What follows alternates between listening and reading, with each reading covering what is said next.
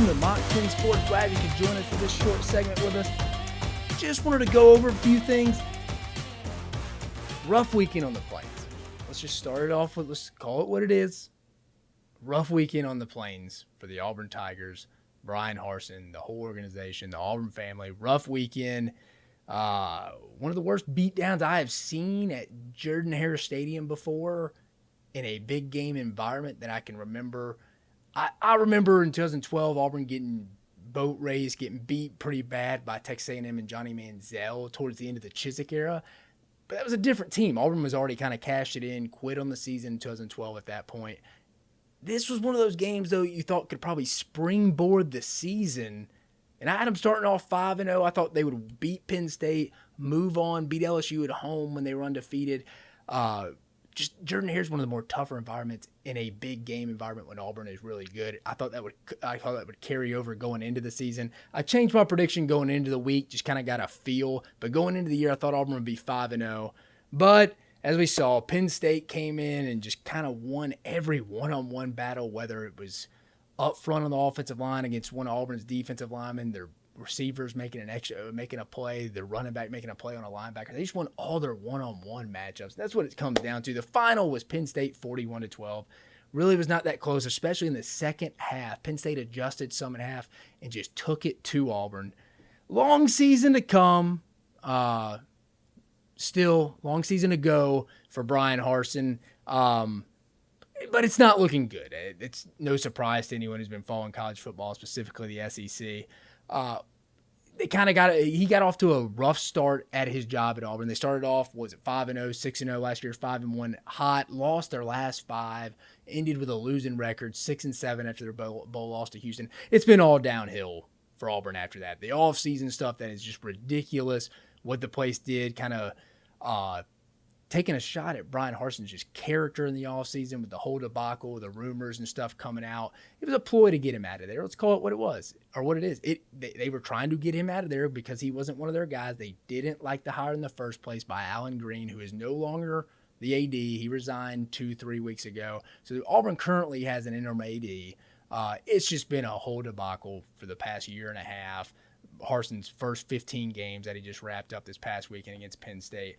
It's not looking good right now. It seems like it's inevitable. There may be a change. Again, long season. They're sitting there at 2-1. If they were to beat Missouri this week, 3-1, feeling a little better about yourself, but still not great. You got LSU, who I think just has a little bit more offensive power.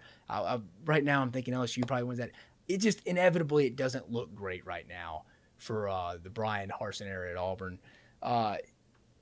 15 games in, I mean, what do you want to say about it? It's been so up and down. It feels like the off the field stuff is kind of just the off the field stuff has been more in the light than the on the field production, which the on field production hadn't been great either. But it's almost like Brian Harsin has never been given a chance because he wasn't one of the guys.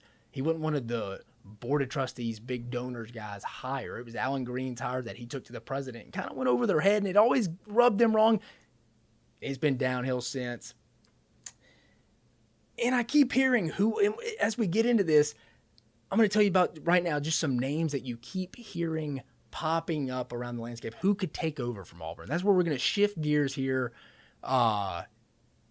I think Brian Harsin's a good ball coach. I just don't know if it's going to work out at Auburn. But with shifting gears here to other names you keep hearing pop up is Kevin Steele, whose name was right in the thick of things, who I think the big money guys, the decision makers really wanted to hire, who was the DC under Gus Malzahn, who is now the defensive coordinator at Miami. You hear his name. You hear Charles Kelly, who's a secondary coach at Alabama, a little bit of a random one. You hear Hugh Freeze, who we all know used to be the head coach at Ole Miss, is now the head coach at Liberty. And then you hear one that I'm kind of just like, I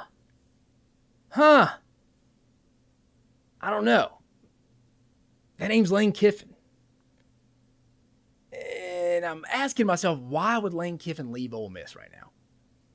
And people are going to say, well, Dave, it's Auburn. Why wouldn't he go?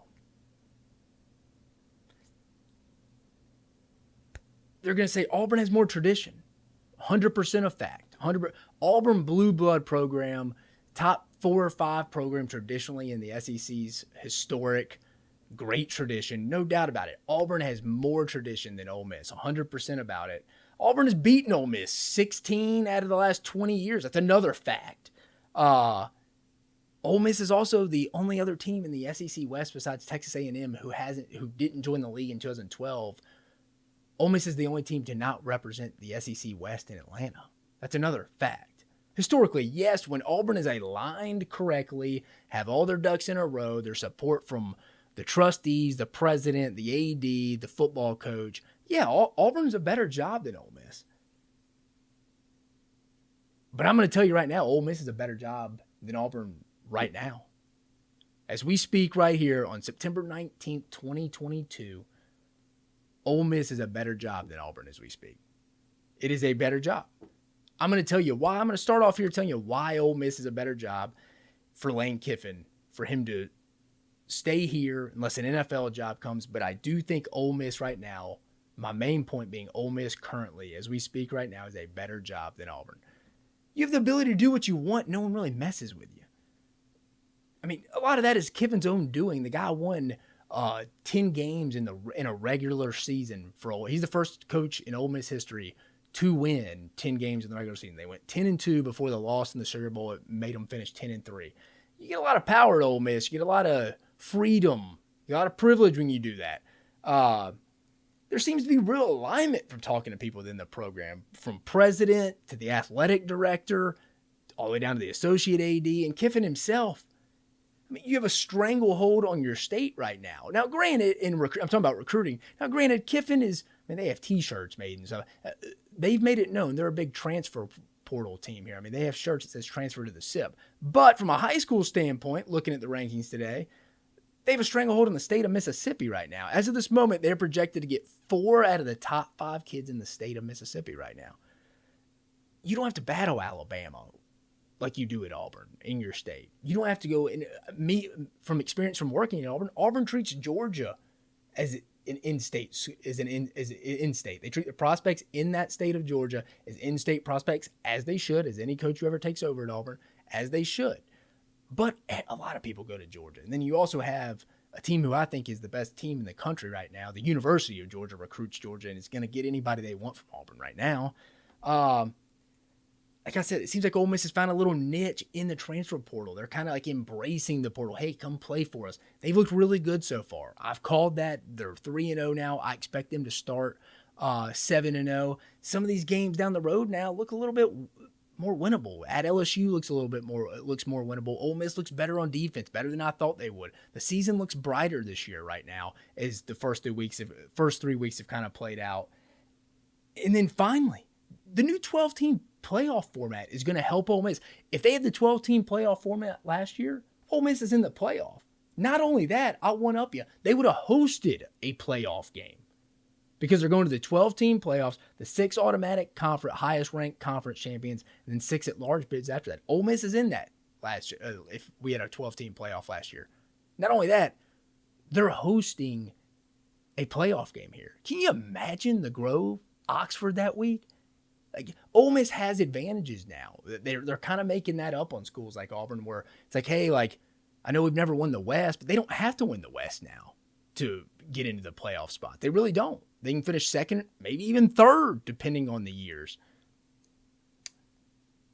Now, let me tell you why Auburn is not a fit for Lane Kiffin. This is your classic place that it's my way or the highway.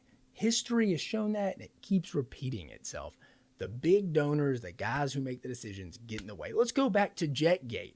Let's rewind to 2003 when Tommy Tuberville and the Auburn Tigers were preseason top 3-5. They got Jason Campbell, Cadillac Williams, Ronnie Brown, Carlos Dansby, Junior Rosegreen, all those guys, preseason hype. USC comes to town, kicks their butt. They go to Georgia Tech the next week. Georgia Tech kicks their butt. They're 0-2. The board of trustees and stuff, the donors behind the scenes are flying to Louisville to go interview Bobby Petrino, who was the head coach at Louisville then. Before he left to go to the Atlanta Falcons, he was the head coach at Louisville. And they now call that, there's a name for that, Jetgate. I know we call everything gate, but they called that Jetgate, snuck out in the middle of the night, tried to interview Bobby Petrino behind Tommy Tuberville's back, Didn't work out, got out. Tuberville finished that season strong. You know what? Tommy Tuberville in 2004 ended up going undefeated and winning a Sugar Bowl and probably should have played for the national championship that next year.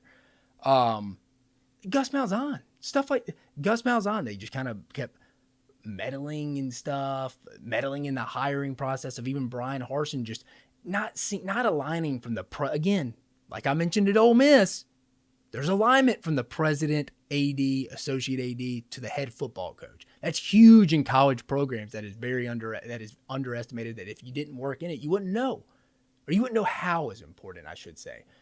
And that's an issue at Auburn. They have a president who's about to retire. They have an interim AD. It's just it's not a job right now that you really want to go get into that right now when you have everything made here at Ole Miss. Not to mention at Ole Miss, Lane Kiffin, he is kind of the brand. They let him build his own brand. He kind of is the brand. We run the SIP. Come to the SIP. His dog Juice is a big part of the program.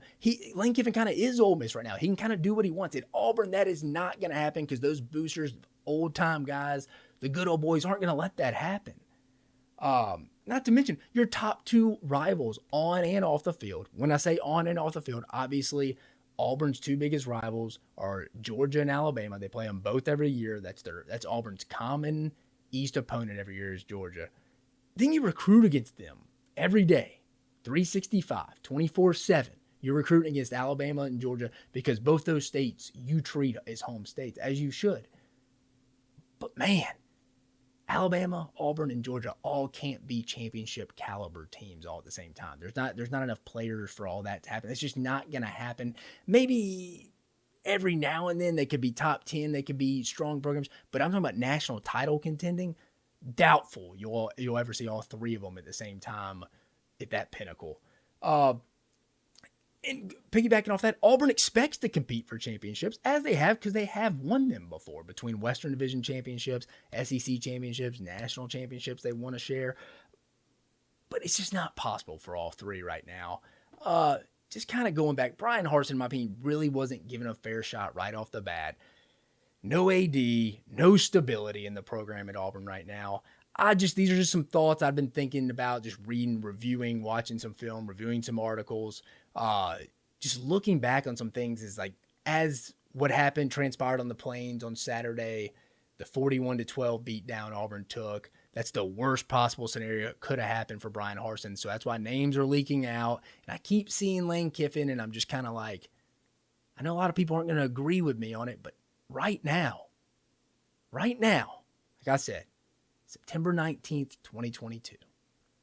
The new landscape of college football with the 12-team playoff, the freedom and all the possibilities you have at a place that you're kind of settling down and trenching in. People are starting to love you. You've done something they've never done in program history before. I just think right now, Ole Miss is a better place than Auburn right now. Call me crazy. Call me what you want. But that's why I'm here, to bring you this kind of news, these kind of opinions that you're not going to get at other places here at Mach 10 Sports. I appreciate you joining us on this segment. Again, do not forget to subscribe to our YouTube channel. Follow us on all podcast avenues, outlets you choose, Apple, Spotify, all of it. And then follow us on Twitter at Mach 10 Sports and on Instagram at Mach 10 Sports SEC. Thank you. Keep following us on Mach 10 Sports for the best information on SEC sports.